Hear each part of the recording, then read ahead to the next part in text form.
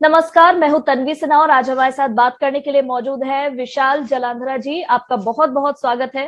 तन्वी जी, आपका बहुत बहुत धन्यवाद और पब्लिक ऐप टीम का धन्यवाद है जिन्होंने हमें इनवाइट किया। जी, विशाल जी, आपके बारे में मैं अपने दर्शकों को बता दूं, आप नेशनल यूथ प्रेसिडेंट है, साथ ही आप नेशनल स्पोक्स पर्सन है राष्ट्रवादी जी परिवर्तन जी पार्टी के।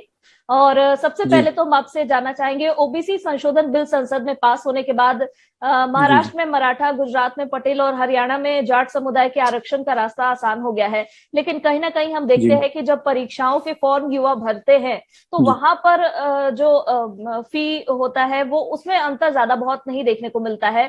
ऐसे में हमने सुना है कि एसएससी के एग्जाम्स के दौरान या रेलवे के फॉर्म भरने में भी कहीं ना कहीं युवाओं को उतना ज्यादा लाभ नहीं मिल पा रहा है। इस पर हम आपसे जी। जानना चाहेंगे, क्या कुछ स्थिति बनी हुई है और इसमें कहाँ आपको परेशानी नजर आ रही है?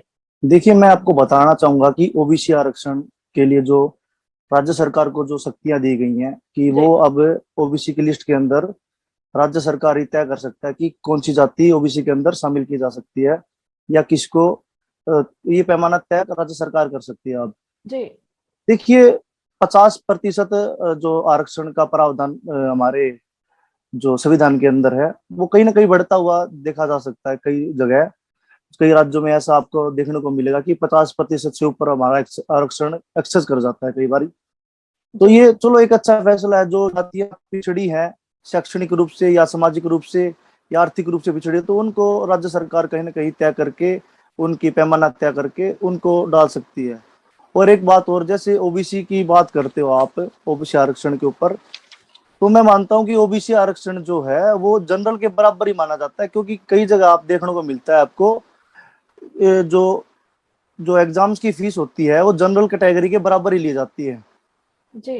जो सेंटर्स की नौकरी होती है, मैं उसकी बात नहीं कर रहा, राज्य राज्य की जो बात करूँ तो उनमें तो थोड़ा बहुत कंसेशन मिल जाता है, लेकिन जो केंद्र सरकार की नौकरियां हैं उनमें जी। ज्यादातर फीस जो है जनरल के बराबर ही देनी पड़ती है। तो ये एक लॉलीपॉप की तरह एक ओबीसी आरक्षण दे रखा है। तो इसके ऊपर एक समीक्षा की जानी चाहिए ताकि बच्चे जो हैं, जी। क्योंकि आर्थिक रूप से ज्यादातर पिछड़े पिछड़े लोग ही होते हैं ओबीसी के अंदर, जो अपने हाथ से काम करते हैं अपना। और तो मैं यही कहूंगा कि इसके ऊपर थोड़ा सा ध्यान देना चाहिए सरकार को। जी। जी, वही हरियाणा में हाल ही में एचएसएससी के पेपर जो लीक हुए थे उसके बाद कांग्रेस ने हम्म, सीबीआई जांच की इस पर मांग की है। वही हरियाणा के जी सीएम पूर्व सीएम जो है भूपेंद्र सिंह हुड्डा, वो कह रहे हम्म, हैं कि कई सालों से राज्य के युवाओं के भविष्य के साथ खेला जा रहा है। इन पूरी जी जी। परिस्थितियों को लेकर आप क्या कहना चाहेंगे? देखिए, बार बार देखने को मिल रहा है कि पेपर लीक मामले सामने आ रहे हैं हरियाणा के जी। अंदर, तो खासकर अभी पिछली देखिए जाए तो ग्राम सचिव का पेपर था, तो वो भी अभी लीक हो गया था। साथ में पेपर दिया बच्चों ने, उसके बाद पता चला कि लीक होने के कारण वो कैंसिल कर दिया। बच्चे इतनी दूर दूर तक जाते हैं, पहले ही बेरोजगारी की दर इतनी बढ़ी हुई है, और ऊपर से पेपर लीक का मामला सामने आता है। बच्चे इतनी अच्छे तरीके से दो दो तीन तीन साल से 15-15 घंटे पढ़ पढ़ के कोचिंग करके तैयारियां करते हैं, और बाद में एक रिजल्ट मिलता है कि कैंसिल के कारण उनकी परीक्षा को रद्द कर दिया गया है। जी। और बात करता हूँ मैं भूपेंद्र सिंह हुड्डा की, तो इनके राज्य में क्या पेपर वो नहीं हुआ?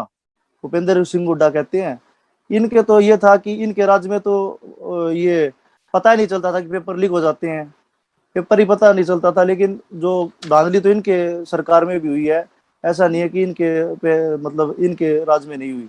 भाजपा में ये है कि भाजपा सरकार कहीं ना कहीं थोड़ा सा ट्रांसपेरेंसी जरूर रखती है अपनी वैकेंसियों के अंदर। लेकिन अभी कुछ दिनों से जो है एचएसएससी जो पता नहीं किस तरीके से रवैया से काम कर रहा है, और बार बार में पेपर लीक के मामले सामने आ रहे हैं। बच्चे इतने परेशान हैं, तो क्योंकि बेरोजगारी आज आपको ही पता है कि एक तो कोरोना महामारी है और दूसरी जो ये बेरोजगारी ऊपर से, तो बच्चों को बहुत बहुत परेशानी होती है। तो मेरी तो यही है, हमारी पार्टी की तरफ से बार बार मैं लेटर के माध्यम से प्रधानमंत्री जी को, मुख्यमंत्री जी को अवगत कराते रहते हैं जी। कि जो वैकेंसियों में मतलब धांधली न हो। और इसकी मैं भी मांग करता हूँ इस चीज के बारे में, सीबीआई से इसकी जांच होनी चाहिए। और एक और बात कहना चाहूंगा मैं, जैसे ये जो पेपर लीक मामले हैं, जो बच्चे पेपर लीक करवाते हैं वो क्या होता है कि थोड़े दिनों बाद जमानत पे छूट जाते हैं।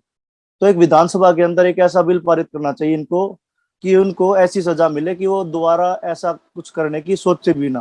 तो एक ऐसा जी। बिल पास करना चाहिए विधानसभा के अंदर, ताकि उनको अपनी पता चले कि पेपर लिखवाने का मतलब क्या उनको सजा मिल सकती है। जी बिल्कुल विशाल जी, जैसा आप बता रहे हैं कि इस पूरे पेपर लीक मामले में चाहे वो किसी भी राज्य में हो, इसमें ज्यादा प्रभावित तो युवा खुद ही होते हैं। वैसे युवा जो जी जी खुद मेहनत करके और परीक्षा देने जाते हैं, और कुछ चंद युवाओं के कारण जो इस पूरे मामले में प्रकरण में सम्मिलित जी रहते हैं, उनके कारण उनका भी भविष्य अधर जी में लटक जाता है।